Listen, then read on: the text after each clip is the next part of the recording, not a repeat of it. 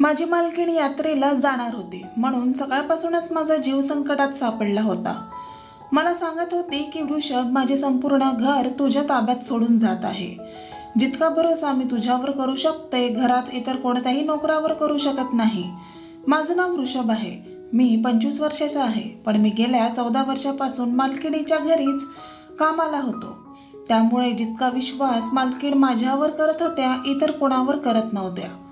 म्हणूनच त्या प्रत्येक गोष्ट माझ्यासोबत शेअर करत होत्या. त्यामुळे माझी मालकीण म्हणाली, शीतलला मी घरीच सोडून जात आहे. तिची व्यवस्थित काळजी घ्यायची. तुला माहिती आहे ना की ती झोपेत चालायची सवय आहे तिला. म्हणून मी मान हलवून होकार दिला की मॅडमला मला माहिती आहे, परंतु खरं तर मला काय माहिती, ती तर तिच्या खोलीत झोपत होती. ती 16 वर्षाची होती, परंतु थोडी बालिश आणि चंचल होती. ती मालकिणीची एकुलती एक मुलगी होती, म्हणूनच तिला खूप प्रेमाने लाडाने जपले होते. ती अजूनही भावल्यांशी खेळत होती. मी म्हणालो की मॅडम, मी हिची व्यवस्थित काळजी घेईल. पण यानंतर मालकिणीने मला जे सांगितले ते ऐकून मला आश्चर्याचा धक्काच बसला. ते मला असे कसे म्हणू शकते? मालकीण बाई मला म्हणाली, उद्या रात्री तू माझ्या शीतलच्या जवळ झोपशील आणि तिच्या खोलीतच राहशील. हे ऐकून मी हैराण झालो. मालकीण, मी लहान बेबीच्या खोलीत कसं झोपू शकतो? तुम्ही विचार करून तरी बोला, हे योग्य नाही. ती म्हणू लागली, वृषभ, मला काही ऐकायचं नाही. मी जे बोलले ते बोलले. तू शीतलच्या खोलीतच झोपायचं आणि तिथेच राहायचं. मला मालकीणबाईची ही गोष्ट कोणत्याच अँगलने योग्य वाटत नव्हती. पण आता सध्या तरी मी त्यांना पुन्हा पुन्हा नकार देऊ शकत नव्हतो. पण मी माझ्या मनात निश्चय केला होता की मी शीतलच्या खोलीत झोपणार नाही. माझी मालकीण एक विधवा बाई होती, पण खूप श्रीमंत होती. त्यांच्याकडे बरीच जमीन मालमत्ता होती, जेथून त्या भरपूर पैसा कमवत होत्या. त्यांना एकुलती एक मुलगी होती, जिला त्यांनी खूप प्रेमाने वाढवले होते. मी जेव्हा मालकिणीच्या घरी कामाला आलो होतो, त्यावेळेस मालक जिवंत होते. त्यांनी मालकिणीला अगदी फुलासारखी जपले होते. त्यांचे मालकिणीवर खूप प्रेम होते. त्यांनी मालकिणीसोबत लव्ह मॅरेज केले होते. दोघेही एकत्र खूप खुश होते. शीतलच्या जन्माच्या काही महिन्याआधीच मालकांचे एका कार ॲक्सिडेंटमध्ये निधन झाले. मालकीणबाईला शॉक लागला आणि मालकीणबाई वेळोवेळी वेड्यासारखी बोलू लागली. कधी बोलायची की ती आता येणारच आहेत, ते मला सोडून जाऊ शकत नाहीत. मी त्यावेळेस 8 वर्षाचा होतो, पण मालकीणबाईंची अवस्था पाहून खूप रडत होतो, कारण त्यांचा माझ्याबद्दलचा दृष्टिकोन पहिल्यापासूनच चांगला होता. त्या माझी खूप काळजी घ्यायच्या, त्यामुळे त्यांचे दुःख मला बघवत नव्हते. जेव्हा शीतलचा जन्म झाला तेव्हा मालकीणबाई मालकांची आठवण काढून खूप रडल्या होत्या. पण नंतर कालांतराने त्यांचे मन शीतलच्या प्रेमात पडले. मालकीणबाईंच्या आईवडिलांनी खूप प्रयत्न केले की मालकिणीने दुसरं लग्न करावे, परंतु मालकिणीने लग्नाला स्पष्टपणे नकार दिला. त्या म्हणाल्या की नाही, माझे माझ्या पतीवर खूप प्रेम होते आणि मी माझे संपूर्ण आयुष्य माझ्या पतीच्या आठवणीत घालवणार आहे. मग त्यांनी तेच केले आणि संपूर्ण घराला सांभाळून घेतले. 15 वर्षे उलटून गेली होती. मालकीणबाईंचा सर्वात इमानदार आणि विश्वासू नौकर मी होतो. त्यांच्या व्यवसायाची जबाबदारी मालकीणबाईंनी माझ्यावर सोपवली होती, पण मीही पूर्ण इमानदारीने एक एक पैशांचा हिशोब मालकीणबाईंना देत होतो. यावर्षी आमच्या मालकिणीचे आई वडील तीर्थयात्रेला जात होते, म्हणूनच मालकीणबाई म्हणाल्या की माझीही तीर्थयात्रेला जाण्याची इच्छा झाली आहे. हे ऐकून शीतलने गोंधळ घालण्यास सुरू केले की मी इथे एकटी राहणार नाही. पण तिचे फायनल पेपर्स होते, म्हणून मालकीणबाई सांगू लागल्या की मला तुझं शिक्षण खराब करायचे नाही, म्हणून तुला पुढच्या वेळेस माझ्यासोबत नक्की घेऊन जाईल. शीतलला समजावणं खूप मुश्किल आहे. ती मानली होती, पण जे काही मालकीणबाई मला बोलत आहे ती गोष्ट मला योग्य वाटत नव्हती. पण तरीही मालकीणबाई मला समजावून तीर्थयात्रेला निघून गेल्या. त्या जातच मी सोफ्यावर बसून मोकळा श्वास घेतला आणि त्यानंतर जेवण बनवणाऱ्याला बोलवून माझ्यासाठी एक स्पेशल चहा बनवायला सांगितला. मालकिणीच्या समोर सोफ्यावर बसण्याची माझी कधीच हिंमत झाली नाही. तसेही त्यांनी मला कधी नकार दिला नव्हता, पण मालकीण आणि नौकर यांच्यातील दरी काय असते मी चांगलीच ओळखून होतो. पण आता मी विचार केला की मालकीणबाई नाहीये तर काही दिवस मालकांसारखे आयुष्य जगून पाहू. मी मोकळा श्वास घेऊन माझे दोन्ही पाय समोरच्या काचेच्या टेबलावर ठेवले. हातात रिमोट घेऊन टीव्हीवर चॅनल बदलू लागलो की तेवढ्यात रूमचा दरवाजा उघडला आणि शीतल हॉलमध्ये आली. जेव्हा तिने मला अशा पोझिशनमध्ये बसलेले पाहिले तर कपाळावर आठ्या आणून म्हणाली, ऋषभ, आईला घरी येऊ देत. तुझे नावच सांगते की तू कसा त्यांच्या महागड्या टेबलावर तुझे पाय पसरवून बसला होतास. हे ऐकताच मी घाबरून उभा राहिलो. मी म्हणालो, छोट्या मालकीनबाई, मी तुमची माफी मागतो, पण मालकीनबाईंना काहीच सांगू नका. असं बोलून मी लगेच टीव्ही बंद केला आणि रिमोट बाजूला ठेवला. तिने कपाळावर आठ्या आणून आरामात सोफ्यावर येऊन बसली आणि रिमोटही स्वतःच्या हातात घेतले आणि म्हणू लागली की आई घरी नाही तर याचा अर्थ असा नका समजू की तुम्हा लोकांना मी डोक्यावर चढवून ठेवेल. जोपर्यंत आई घरी येत नाही तोपर्यंत ह्या घराची मालकीण मी आहे. म्हणून मी जे सांगणार तुम्ही लोक तेच करायचंय. मी खाली मान घालून म्हणालो, का नाही छोटी मालकीण बाई, जसं तुमचं हुकूम. मला आतून खूप कसतरी वाटत होतं. माझं लहान मालकीण बाईशी कधीच जमत नव्हतं. प्रत्येक वेळेस ती लहान मुलांसारखीच वागायची आणि तिच्या अशा हरकतीमुळे मी परेशान व्हायचो. ती मला दिवसातून बरेच वेळा बाजारात पाठवायची आणि म्हणायची की माझ्यासाठी सामान आणण्यासाठी तूच बाजारात जायची आहेस. माझे काम करण्यासाठी ना ड्रायव्हर जाणार ना घरातील कोणता दुसरा नोकर जाणार. मालकीनबाई सुद्धा तिला काहीच बोलायच्या नाहीत, कारण ती त्यांची लाडाची होती. मालकीनबाई सुद्धा मला सांगायची की जा, छोटी मालकीण जे सांगते ते काम कर. नोकर चहा घेऊन आला तर मला असं उभं पाहून माझ्यावर हसत होता. मला म्हणू लागला की आता काही वेळापूर्वी खूप रुबाब करत होतास, आलास ना आपल्या ऐपतीवर. मी रागाच्या भरात तिच्याकडे पाहू लागलो. त्याने चहाचा कप टेबलावर ठेवून निघून गेला. जी चहा मला प्यायची होती ती चहा शीतल खूप मजेत पीत होती. असाच पूर्ण दिवस इकडच्या तिकडच्या कामात निघून गेला. जशी रात्र झाली मी माझ्या क्वार्टरमध्ये जायला लागलो तर शीतल म्हणू लागली की ऋषभ, तू कुठे निघालास? आईने सांगितलं होतं की तू माझ्या खोलीत झोपणार आहेस. हे ऐकताच मला मालकीनबाईंनी सांगितलेली गोष्ट आठवली. मी आश्चर्याने शीतलकडे बघितले आणि म्हणालो, छोट्या मालकीनबाई, मला माझ्या क्वार्टर व्यतिरिक्त कुठेही झोप येत नाही. घरात इतर मोलकरणीही आहेत. तुम्ही त्यांना तुमच्यासोबत तुमच्या खोलीत झोपायला सांगा. शीतल म्हणाली की आईने सांगितले होते की तू झोपणार आहेस, म्हणजे तूच झोपणार आहेस. चुपचाप माझ्या मागे माझ्या खोलीत ये आणि चटई टाकून झोपून घे. मी तर आलो होतो, पण मला मनातून खूप बेचैन वाटत होते. शीतल बेडवर जाऊन झोपली आणि तिने लाईट बंद केले. रूममध्ये यावेळेस अंधार होता. माझ्या हृदयाची धडधड वाढली होती. भलेही ती 16 वर्षाची होती, पण मी तर 16 वर्षाचा नव्हतो ना. मला कोणीतरी सांगितलेली गोष्ट आठवली, जे मी बाहेर कुठेतरी ऐकली होती, की जिथे एक पुरुष आणि एक स्त्री असते तिथे राक्षसही असतो. माहीत नाही मालकिनीने असे का सांगितलं होतं की मी त्यांच्या मुलींच्या खोलीत एकटाच राहू. मला असं वाटतं की त्यांनी एखाद्या मोलकरणीला त्यांच्या मुलीच्या खोलीत झोपायला हवं होतं. एक नजर माझी बेडवर झोपलेल्या शीतलवर पडली तर मी तिच्या चेहऱ्याकडे पाहतच बसलो. गाढ झोपेत खूप छान निरागस दिसत होती. ती मस्त बिंदास होऊन झोपली होती. मी एकदम माझी नजर दुसरीकडे वळवली आणि जोरात डोळे बंद करून झोपण्याचा प्रयत्न करू लागलो. शैतान माझ्यावर विजयी मिळवण्यापूर्वी मला झोप यायला हवी म्हणून मी देवाचा जप करू लागलो. मी जप करता करता मला कधी झोप लागली कळलेच नाही. घड्याळाच्या जोराचा अलार्म वाजला आणि माझे डोळे उघडले. मी हडबडून जागा झालो. पाहिलं तर शीतल झोपेतच आपला घड्याळाचा अलार्म बंद करत होती. मी माझ्यासमोर असलेल्या घड्याळाकडे पाहिलं तर सकाळचे 7 वाजले होते.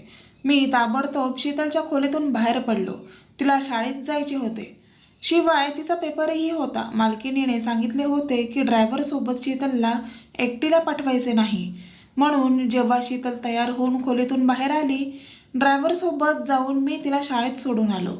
त्यानंतर मी जमिनीची कागदपत्रे घेऊन त्याच्या हिशोबात मग्न झालो, कारण मालकीनबाईंनी त्याची जबाबदारी माझ्यावर सोपवली होती.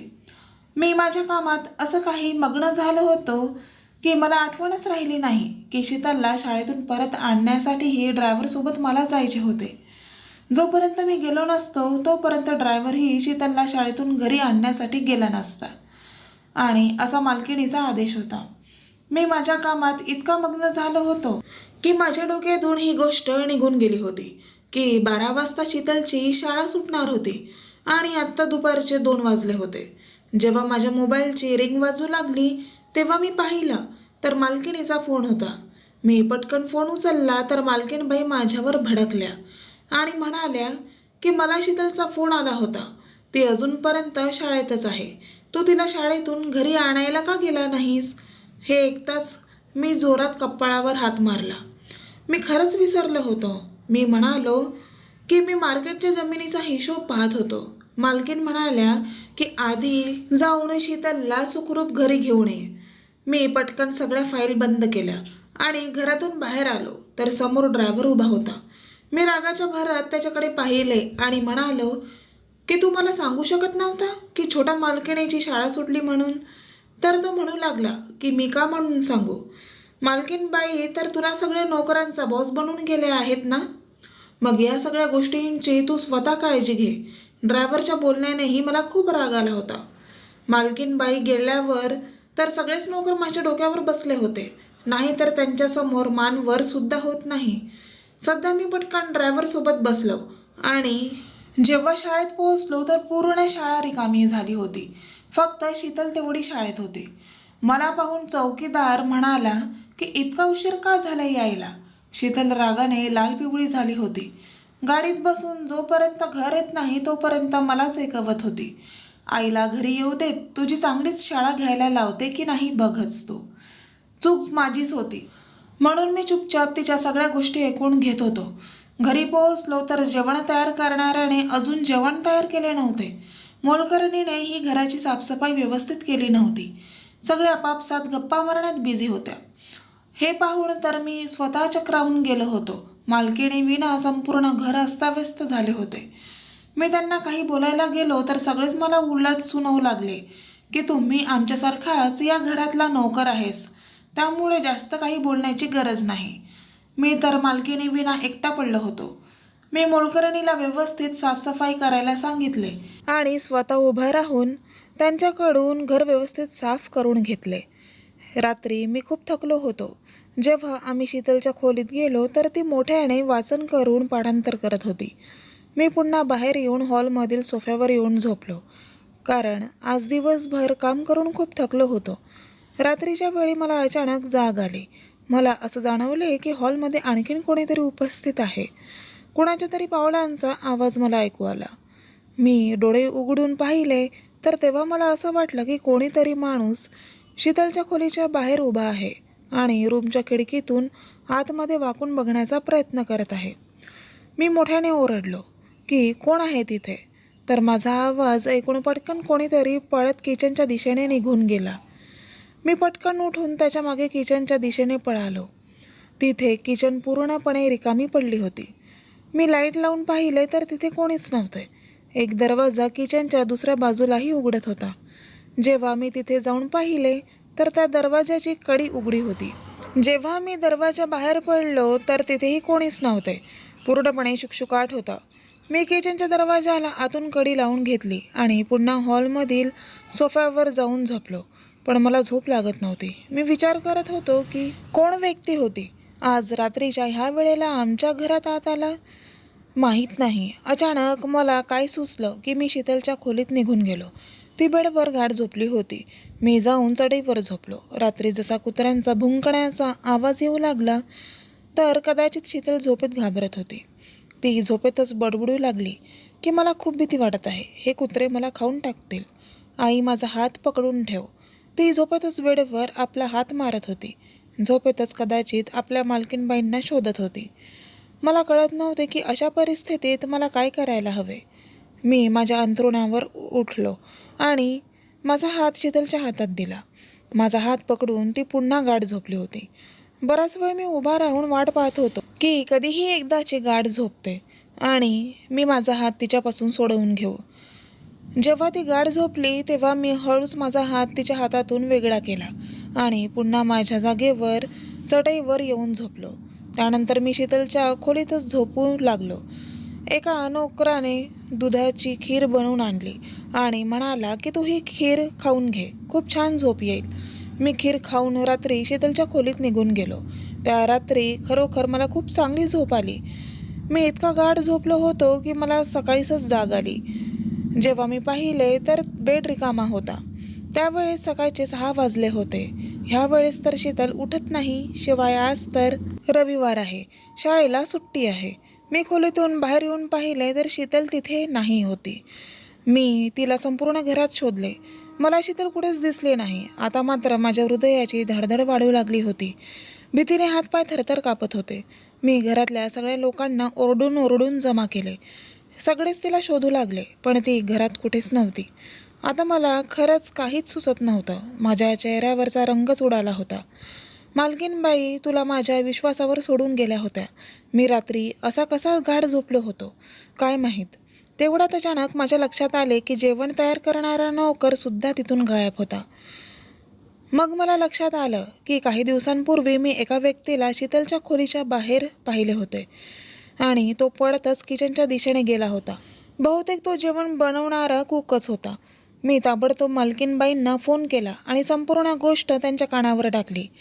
मला त्याचा पत्ता माहिती होता. मालकीनबाई म्हणाल्या की तू ताबडतोब त्याच्या घरी जा, त्याचा पाठलाग कर, मी पोलिसांना फोन करून कळवते. मी ताबडतोब त्या कुकच्या घरी पोहोचलो. तेव्हा त्याच्या बायकोने आणि मुलांनी सांगितले की तो घरी आलाच नाही. मग मला आजूबाजूच्या लोकांकडून कळाले की सकाळी सकाळी तो शीतलच्या तोंडावर हात ठेवून तिला एका गाडीत बसून कुठेतरी घेऊन जात होता. त्यावेळेस पोलिसांची गाडीही आमच्या बंगल्याजवळ आलेली. सगळी चौकशी झाल्यानंतर बंगल्याच्या बाहेर लावलेल्या कॅमेऱ्याच्या मदतीने आम्हाला गाडीचा नंबर मिळाला होता आणि त्यात स्पष्ट दिसत होते की तो शीतलच्या अंगावर हात ठेवून जबरदस्तीने तिला गाडीत बसवत होता. गाडीचा नंबर ट्रेस झाला आणि मी सुद्धा पोलिसांच्या सोबतच गेलो होतो. जसं आम्ही गाडीजवळ पोहोचलो, गाडी एका सुनसान जागेवर उभी होती. मला आठवलं की एकदा मला तोच कुक त्याच्यासोबत अशा सुनसान जागेवर घेऊन आला होता, जिथे त्याचे काही मित्रही राहतात. मी धावत त्या दिशेला गेलो जिथे त्याच्या मित्राचे घर होते. पोलीस नंतर पोहोचले. सर्वात आधी मी पोहोचलो. मी दरवाजा जोरातला लाथ मारली तर दरवाजाची आतून लावलेली कडी तुटली आणि दरवाजा जोरात उघडला. समोर तो आणि आणखीन 2 व्यक्ती उपस्थित होते. त्यांनी शीतलला एका खुर्चीवर बसून दोन्ही हात बांधून ठेवले होते. ती खूप रडत होती. तिला अशा अवस्थेत पाहून मला इतका राग आला की मी काहीच विचार न करता त्या तिघांवर तुटून पडलो. तितक्यात पोलीसही तिथे येऊन पोहोचले आणि त्यांना पकडून घेऊन गेले. शीतल घाबरत मला मिठी मारून रडू लागली. ती खूपच जास्त घाबरलेली होती. मी तिला शांत केले आणि म्हणालो की घाबरू नकोस, जोपर्यंत मी जिवंत आहे तोपर्यंत तुला काहीही होऊ देणार नाही.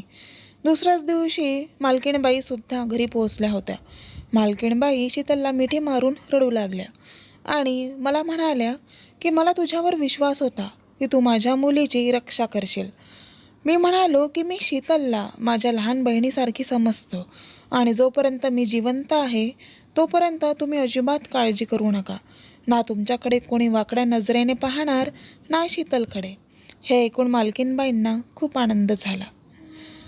तर मित्रांनो, कथा आवडल्यास चॅनलला लाईक, शेअर आणि कमेंट करा आणि अशाच छान छान कथा पाहण्यासाठी चॅनलला सबस्क्राईब करा. धन्यवाद.